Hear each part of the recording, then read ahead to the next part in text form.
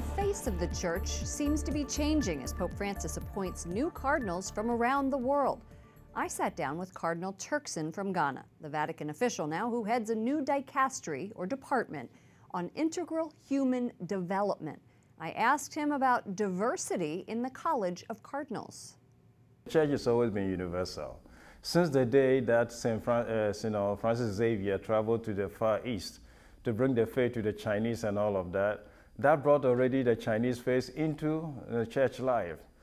But whether that faith was captured in church activity and all of that, it probably wasn't there. So what Pope Francis is doing is just giving visibility to a reality that's already there and present. So it's like to have every community, every Christian Catholic community recognize that it also matters, that it's part of the church. I found it fascinating that he appointed a cardinal to Sweden, and Sweden has 200,000 Catholics. If they're all in church on Sunday, he says a lot. So I think the thing about numbers are not the crucial determinant. It's about faith.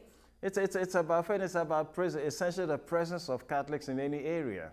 When, for example, he created a nuncio in Syria, for the first time a cardinal, he was sending a message to the Catholic community in Syria, battered, tortured, persecuted and all of that. Right. It's saying that you still matter. We're thinking about you. We recognize your role and your presence as a church. Despite the fact that the Catholic population in Syria is very small.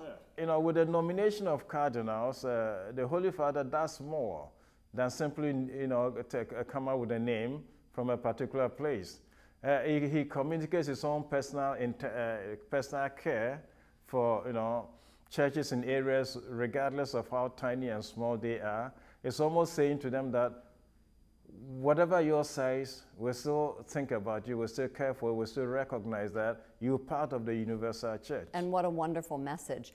So he has put a lot of faith in you. He's put a lot of faith in you. He's brought all of these dicasteries together. Is he a tough boss? Yes, no, okay, I think I need to be grateful to God for the trust that Pope Francis has in not just me, but all the collaborators that he has. For having been a church leader myself, I know how important and serious it is to repose in somebody's trust as a collaborator and all of that.